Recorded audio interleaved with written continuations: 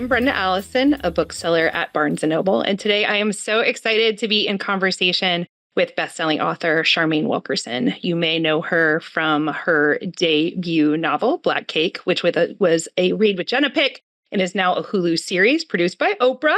And her new novel, Good Dirt, is out now. It's a story of family, home, inheritance, grief, love, the power of story, and a giant piece of pottery. It's so rich, complex, and full of very real characters, and I can't wait to talk about it. Charmaine, thank you so much for being here with us today. Brenda, it's great to be here. Thanks for the invitation. Yeah, we're going to try and have a spoiler-free conversation today. It's going to be difficult, but we're going to try. So let's get underway. Good Dirt is both a family story. It's also a little bit of a mystery. I would love if you could give us a synopsis of Good Dirt so we can really dig in. See what I did there? I get it. Dig in. Yes. Good Dirt. Why don't I start with the title? The title comes from a phrase that pops up a few times in this narrative. The first time it's just talking about quality dirt, the kind of soil you want for your garden. But it's mostly referring to the kind of soil that produces quality clay. Because in this story, there's a family heirloom. It's a stoneware jar made out of a prized kind of clay that you would find in the American South. And it refers to a period of time when, in fact, there was mass production of pottery. But let me go back to the present, because this is a story that goes back and forth between the past and the present.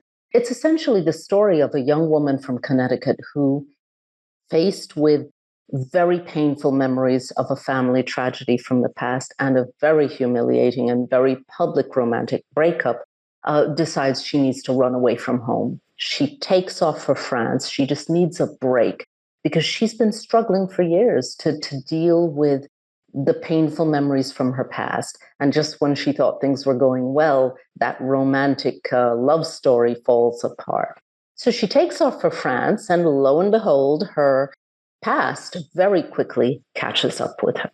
Great. That's a great setup. I would love to talk about the title. You talked about the many layered meanings of clay and earth and home, and even what we hear, like good dirt being like some hot goss.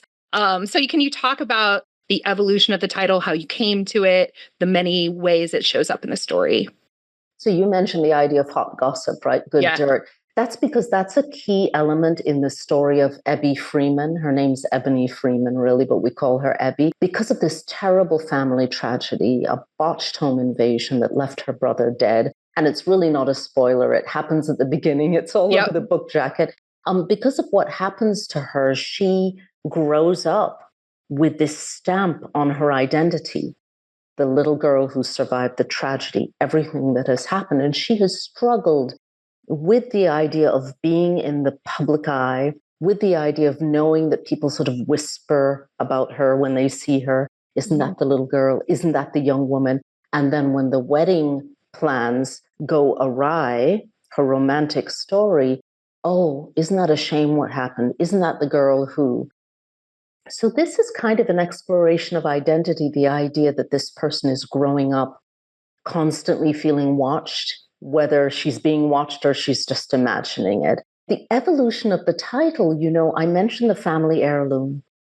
And that family heirloom is a stoneware jar that really has its own kind of personality, and it's very much loved by the family, even in a mirthful way, although it has a very interesting history. It was made by an enslaved person generations ago. And so the story of how that jar ends up in this contemporary family's home is what takes us into the past. But the idea, again, of good dirt, it was a phrase that came up as I was writing. And someone actually said to me, ooh, that would be a good title. But it took us a while to get around to it. We were still just playing around with different ideas of the kinds of things that would touch a person emotionally or that would come to a person as they were reading the book. I love that. You talked a little about Ebbie's visibility and what it means. They're the only African-American family in their coastal enclave in Connecticut. She's the character in a sensational news story as a child. She has this very public humiliation in her romantic life. There's a line at the beginning of the book that I loved about her beauty being effortless. And Ebbie wonders, what makes people think anything about her is effortless. Can we talk about Ebbie? So, Ebbie, you mentioned this, that she comes from the only Black family in her neighborhood. And in fact, part of the gossip is every time someone says, oh, there she goes, isn't that the little Black girl? Isn't that the little Black girl who, oh, nothing like this has ever happened in our neighborhood? That's a whole other dimension to this story, a subtle exploration of how her identity as a Black girl and woman comes into play when people talk about her and her family. But essentially, she has a life that many people would love to have. Mm-hmm. And that is, she is living on the Connecticut coast. She comes from a well-off family. She has a good education. She has work that she finds interesting.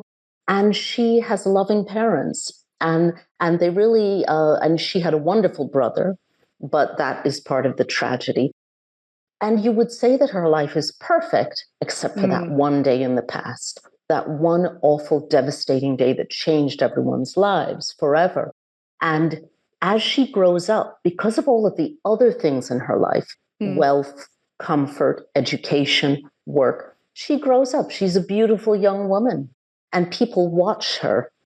They continue to watch her because that superficial aspect continues to draw their attention.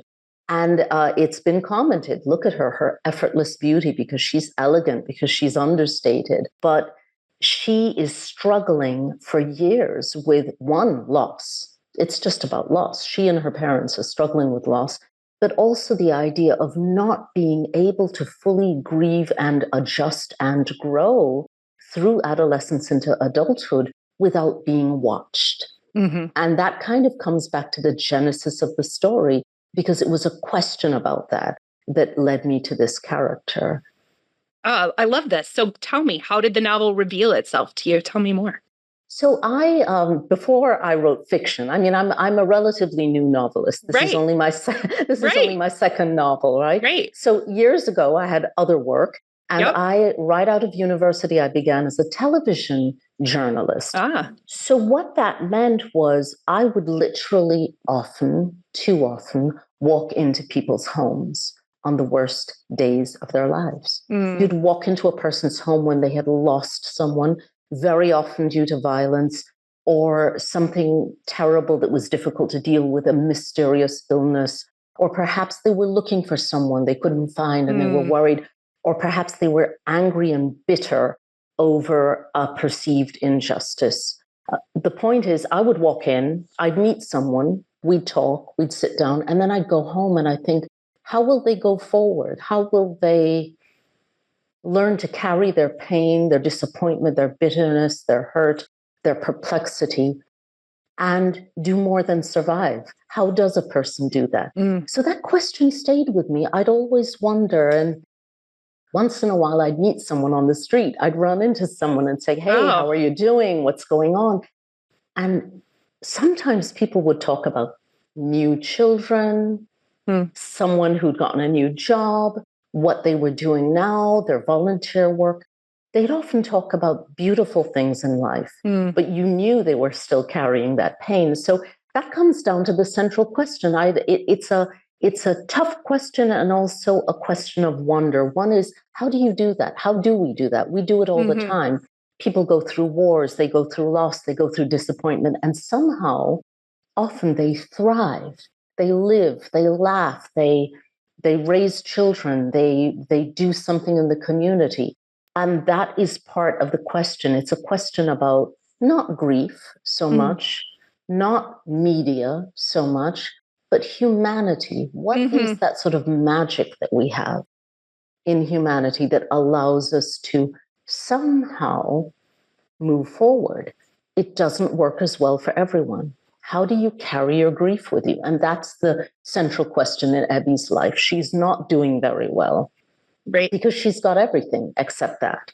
And she's still struggling to carry it with her. She hasn't found a way to converse with the pain that she's experienced.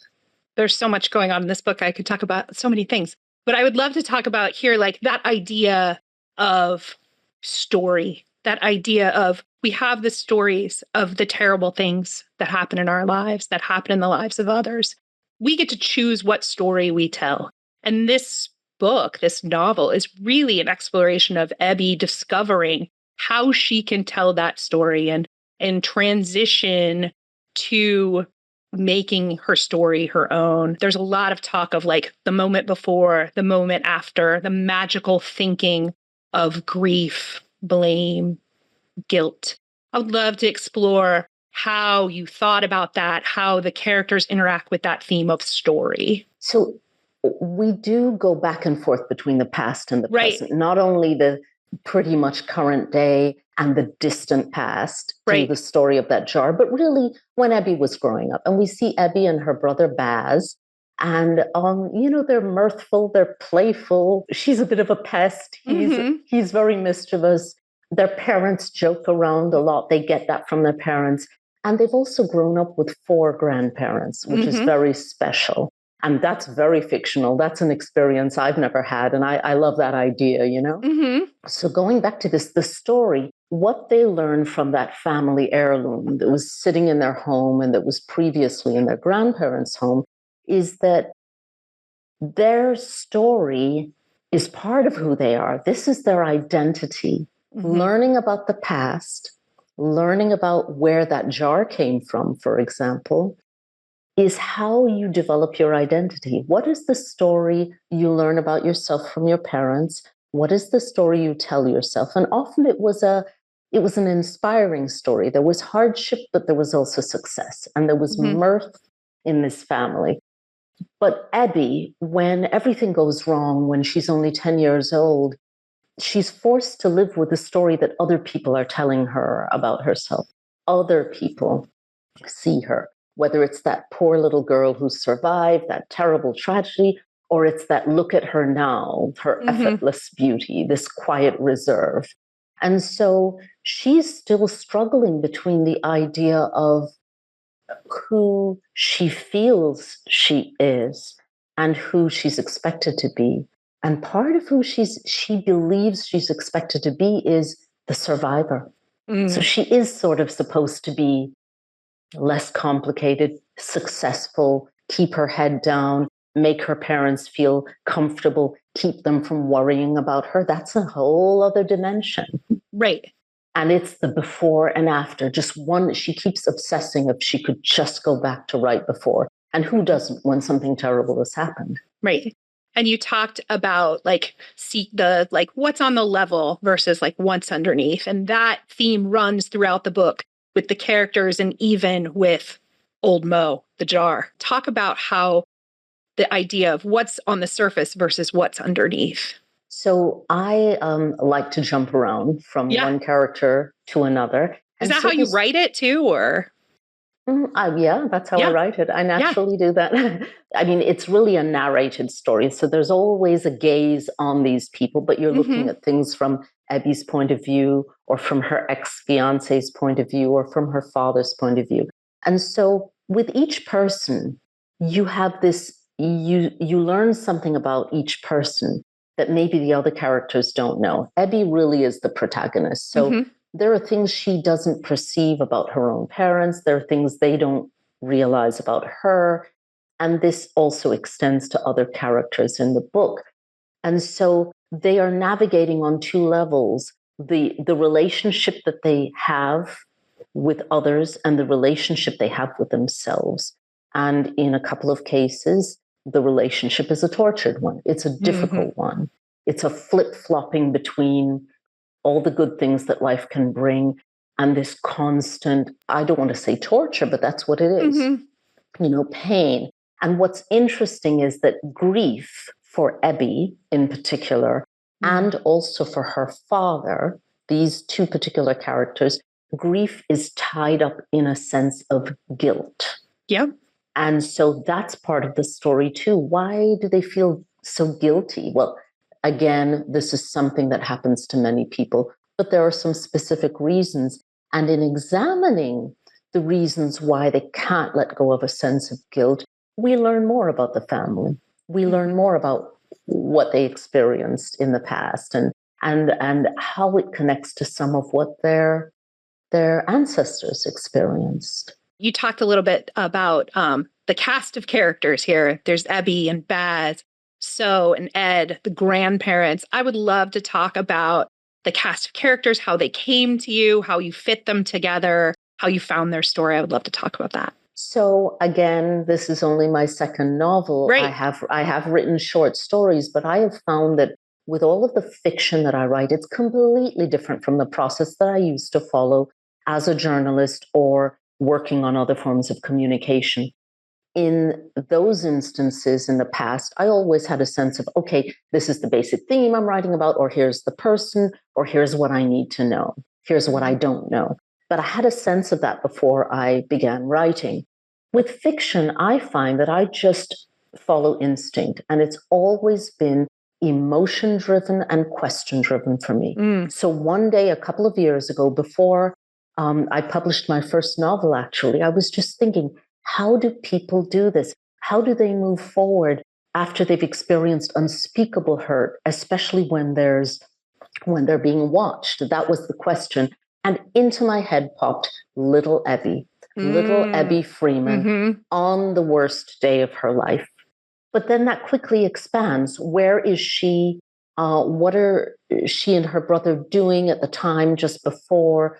Who else is around? The neighbors come to help. And so the neighbor's story begins to grow. And actually, as the neighbor's story grows, it reflects a little bit of what the Freeman family members love about where they live. You know, New England and the Long Island Sound on the Connecticut coast, and autumn, and digging up the seeds for, not digging, gathering seeds for the next planting of flowers, and just all the things that can make life wherever you live, if you live in comfortable circumstances, pleasant. Or, you know, we grow attached to where we live, even when the circumstances aren't easy. We call something home. And so that's part of what came to me. I think that the idea of home turf, also is reflected in the title Good Dirt, because there is this sense of Ebbie loves where she grew up, but it's also closely linked to the worst thing that ever happened to her and the thing she keeps trying to escape.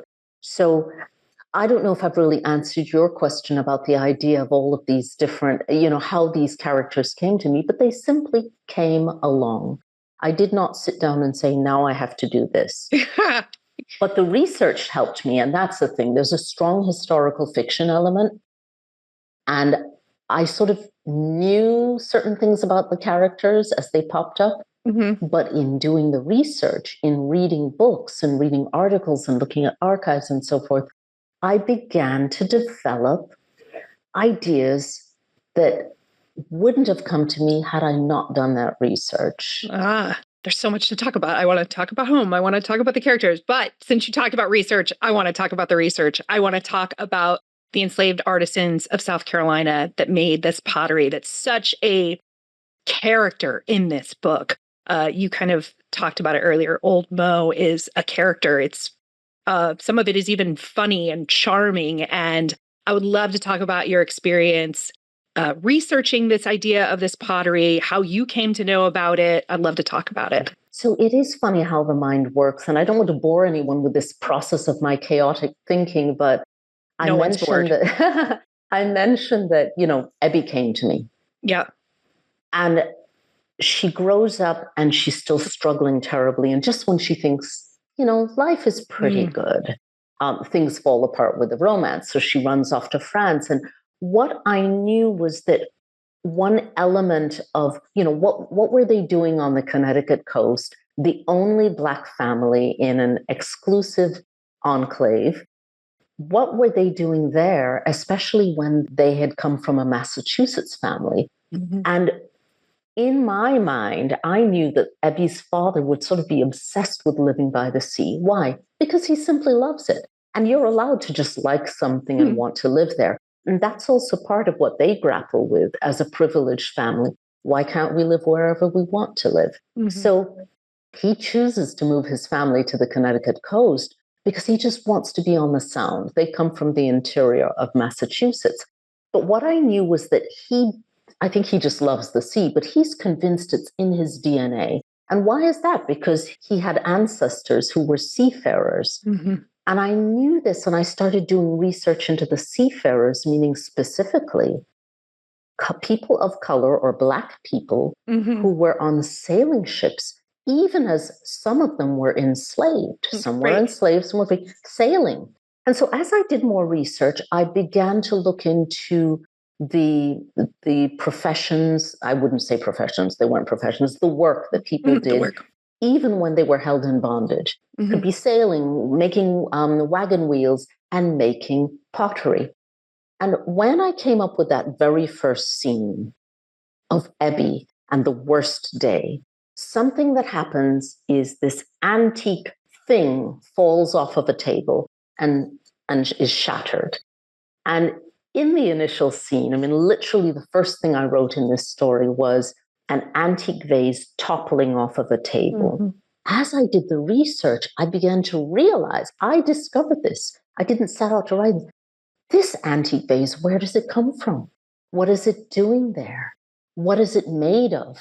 And it went from my idea of something that was very fine and delicate, as priceless vases often are, to this chunky food storage jar produced in the American South at a time when areas like South Carolina near the border of Georgia, mm-hmm. they were producing very highly desired pottery, strong pottery, mass-produced, and they were able to mass-produce it. Why? Because they had free labor. Enslaved labor, skilled labor, mm-hmm. using good dirt, because that was an area of the country that really had some very special clay that allowed them to produce the stoneware, and some people were experimenting with a kind of glaze. So as I started to read about that and write this, I'd already written the story basically, but lo and behold, there's a museum exhibit going around the country on potters who lived in a certain area of South Carolina who produced this kind of stoneware. And I remember going to see the exhibit with all of that pottery gathered together. And it was really a moment of great emotion for me, because it was almost as though I felt that the people in the fictional story were coming to life. They really had existed, even though, of course, they came from research into people like that. And so this is a story that has emerged more recently, and has become known more recently, but it's always been there. We're talking about the mid-1800s, going all the way back to the 1700s. Right. So when I was reading the book, I didn't know anything about these enslaved artisans that made pottery. And so I started researching it. And I live in Bentonville, Arkansas. We have a Museum of American Art. And we happen to have a piece by Dave the Potter, who's probably the most famous of these artisans. So I went to see it, and it's amazing. It's huge, like the sheer size and difficulty of these pieces. And like you said, it was so neat because I had just read the book, and then I saw the piece, and then I went to the library and looked at books from the exhibition that you mentioned earlier. I think it's called Hear Me Now. Hear Me Now. And yes. It's just amazing that, like, you know, so much we know and don't know about these artisans and moving these enslaved people to the center stage. It's just amazing. Well, it's interesting to me. There are two historic elements. I set out to read more about the seafarers, seamen, sailors. Some of them even were captains. Some of them, meaning men who today we would describe as being Black men, not mm-hmm. necessarily born in America. There were cases of captains who were captaining ships that were crewed by Europeans, as they were called, or white men. It actually did happen. And this was concurrent with enslavement of many people. Mm-hmm. And it was interesting. And the same thing, the interesting thing is that you saw even enslaved people leaving and mm-hmm. often coming back, not always, because they were held in bondage. So they were working, they were hired out. And with pottery, you also saw the potters traveling to deliver goods or to perhaps play other roles. And in doing the research, it was interesting to see and to be reminded, because this isn't something new, it's something that was always there, that whatever work had to be done, someone had to do it. And if you did have a society in which certain people were held in bondage, well, they would do that work. In the United States, we tend to think of enslavement as involving work in agricultural fields, producing sugarcane and rice and tobacco and indigo. And this was the case. But there was all that other work to be done. Right. And so it was interesting to look into that, because there's a central truth. And the truth is, whatever work you did, no matter how skilled you were, if you were held in bondage, then you couldn't have full control over what would happen to your family. Would your children be sold away? Would you be sold to someone else? Would you be separated from loved ones? Would you be forced to be together with someone to produce children? All of these questions. So there's this sort of mix of looking at the activities of people and what they did and how some of them learned to read and write secretly. And that other aspect, which is, it's more of a human element of control and how you live your life when you don't have that control, as opposed to when you do have the liberty or freedom to exercise certain choices. And so much of this story is about choice and what we do. And when bad things happen, what we get to choose about how we're going to live our lives. And there's a scene in So's mother, Grandma Bliss, has a saying, "Hold the moment," she says. "Not all moments will be good. This is part of life. But it's nice if you can hold on to something you have appreciated." What does that mean to you? Do you think we can ever really do it? I think we do it all the time. Now, you and I are living in 2025, and we have this wonderful phrase called mindfulness, right? But people have always been mindful. We don't exercise it with the success that we would like to have always, but we know what it is. Early in the book, in fact, again, on that terrible day when everything goes wrong, what are the neighbors doing before everything goes wrong and they go running to see what's going on next door? They are collecting seeds, right? Oh, right. And that's actually a moment I love. It just came to me, and it says something about what we do love about life. We grieve, we suffer, in part because we love and because we experience also all the beauty that life has to offer. Not always, but no matter where people live, they often experience these moments. And sometimes it's just human connection. Sometimes that's all you've got. But in this case, these neighbors are there. They're collecting the seeds because they're thinking of growing flowers for the next season. In the future. Yes. And they're just doing what they do on that afternoon when all of a sudden something's going wrong. And they go running next door. But even that running next door, the thing that balloons into something else, and I won't say, is a human connection. It's the neighbors running. The neighbors are running to see, and they realize that something terrible is happening, and they run to help.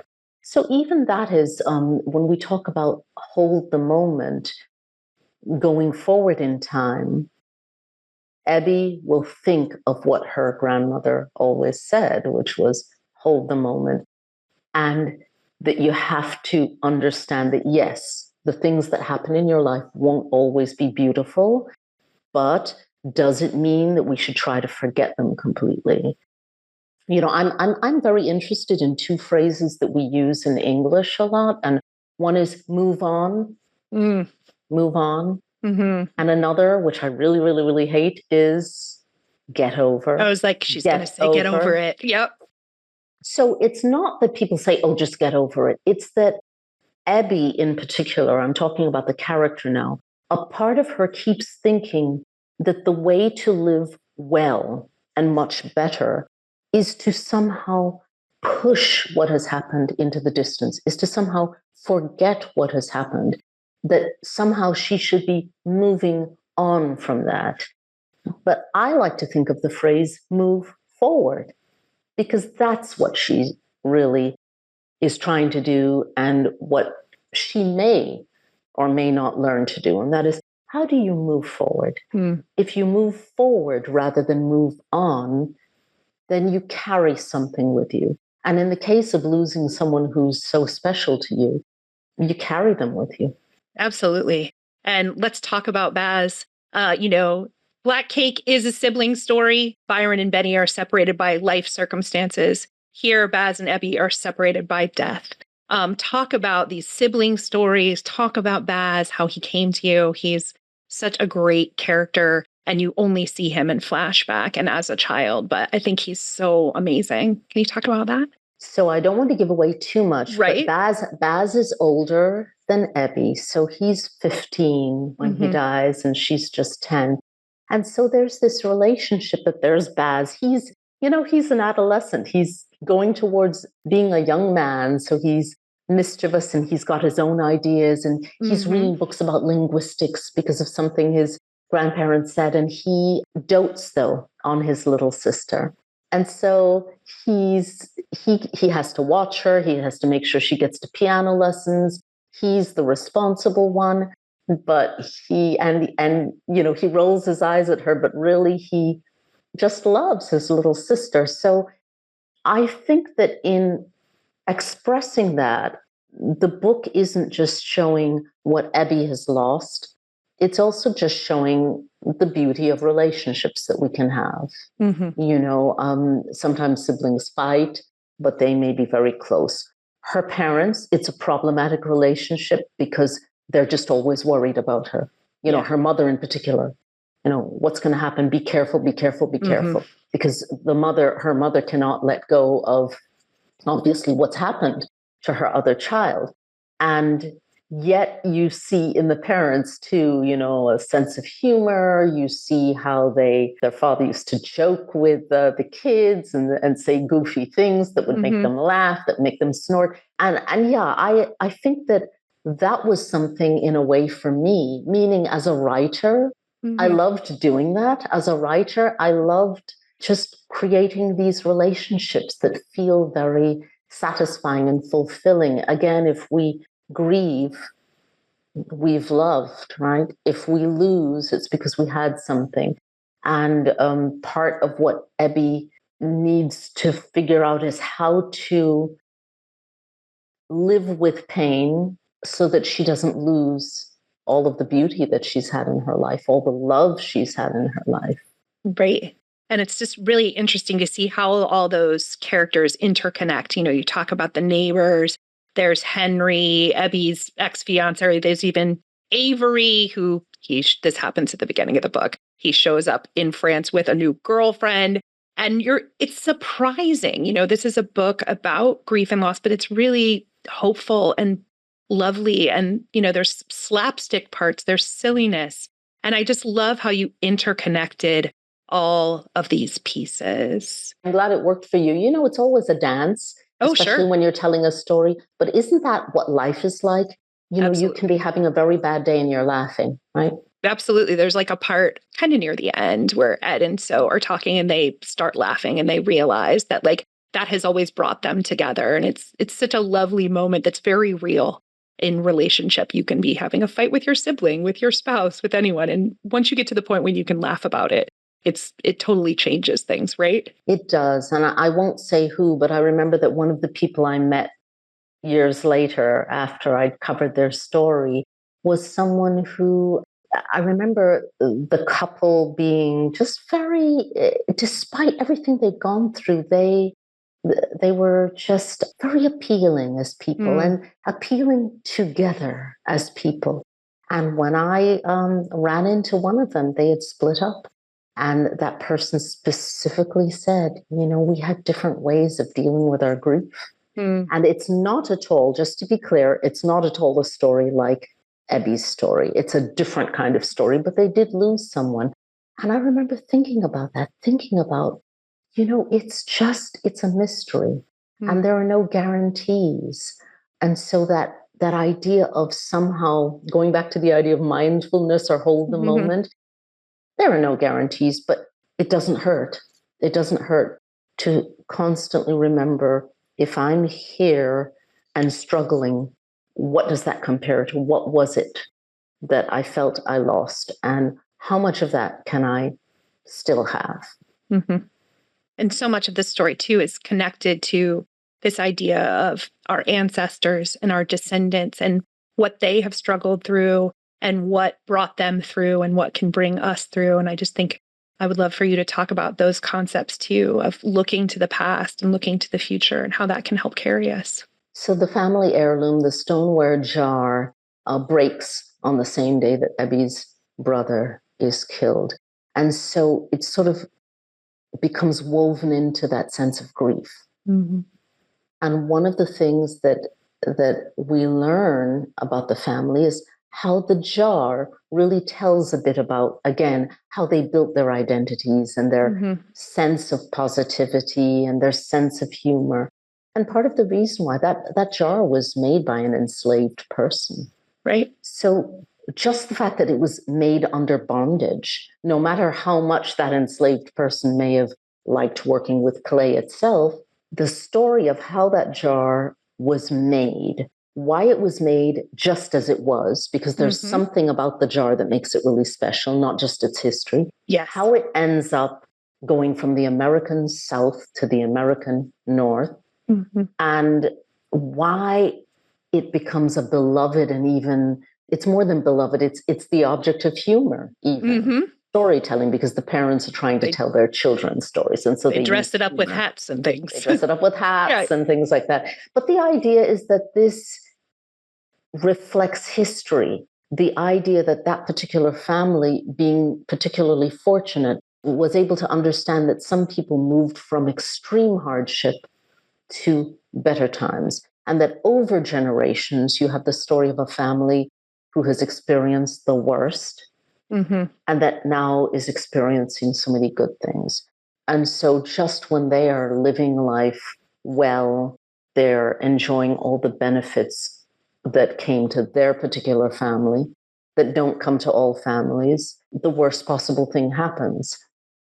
And it's really a sort of a toying with, again, in life, we don't have guarantees. We don't know what's going to happen. What is our fortune and what is our misfortune? And the jar represented the idea that even after hardship, even after unspeakable loss, you can see triumph or success, or at least satisfaction and camaraderie or community. That jar represented so many good things, even though it came from a situation that was considered to be very negative in that family. And so, again, the jar is broken too, and it really becomes a focal point for this family of this idea, almost an obsession of if only, if only, as anyone would experience. Anyone would say that if something terrible has happened, they wish they could have gone back just one moment before. But the jar that tumbles off of the table becomes the focal point for that. And the story of the jar becomes information for the reader and information for Ebbie, the protagonist, that helps her to figure out, okay, now what next? And there's a drama in the present day, obviously, that the things that she can't control, this ex showing up, and what is she going to do? And then she finds out that his life too is tied to the jar, something that he did. So that's probably, I wouldn't call it a mystery, but that's part of the unknown in this story, how this stoneware jar actually represents more than the history of one family, but the dynamics that caused certain things to happen in current times. Right. And you talked about that history and how we're all interconnected. There's a part where, So says it's not just the history of our family. Our history is everyone's history. Our history is American history. That the stories were segregated just like the people, but it's all part of the same story. And you see that kind of writ large here in the novel, where they're all interconnected. And I just thought it was really magnificent, and I really enjoyed it. Thank you. Yeah. Is there anything else you want people to know about this novel that we haven't discussed? I feel like we've talked about a lot. I think we've talked about a lot, and I'm sure I've forgotten something, but we do have to leave something for the reader. Except that you do talk about stories and the power of stories. This second novel is very different on the surface from my first novel. Different kind of family, different locations, different challenges. But the idea of the power of the story to shape our identities, you touched on that, Brenda, earlier in our conversation, is very much there also in the way in which the novel is written. And that is what I think I know, but I don't know a lot of the story, right? And in Ebbie's case, it's going to take a while for her to learn more about what has happened with Henry, her ex-fiance, with her own parents. And her parents, between themselves, they are struggling because they have hidden things from one another. So you have a story in which, as some of the information emerges in conversation or because of the latest crisis, they begin to develop a fuller, and I don't want to say more accurate, but that's all I can think of right now, more accurate story of who they are, who their family is or are. Right. And how their relationships might be able to shift for the better. And that is a sort of metaphor for what you said about American history. History isn't just one thing, it's a chorus of voices that come together. And that chorus is always shifting. The harmonies change. Some voices come in, others step out. And I think that's our story. Our story is what we think we are today, coupled with the stories that we or others tell about the past. And I think it's a living thing. It's a living thing. And that's also what the relationship that this family has to their difficult past ends up being. It has to be something that's shifting. Excellent. I love this conversation. Thank you so much. So we're a bookstore, so I would be remiss if I didn't ask you what you're currently reading and loving, or one of your all-time faves. I would love to talk about books. Oh my goodness. I read across a very wide list. I'm a very eclectic reader. Yeah. I just finished Orbital. Oh, the winner of the Booker Prize by Samantha Harvey. And the language is just so beautiful and precise. And I love the idea that I love the idea that it goes from one point of view to another, but everyone's just sort of stuck in the same vehicle. On the space station. On the space station. I just found it to be a beautiful book. And I was sort of wandering around thinking about these characters and the little things they had to say about life. It's very much a book about relationships, about community, about loneliness, about fear, about love. And I will say this, Brenda, I'm sorry, but I need to have a bit of love in my stories. And I'm not talking about romantic love, just love. I really find that I do respond when somehow love is recognized in a story, no matter how seemingly bleak. I read James by Percival Everett. Yes, magnificent. That's also funny. I like the idea of humor as well as truths. And it's interesting because some of what happens in James in terms of how people shift the language they use or hide facts about themselves to protect themselves, again, mirrors the idea of what's the story you're telling about yourself?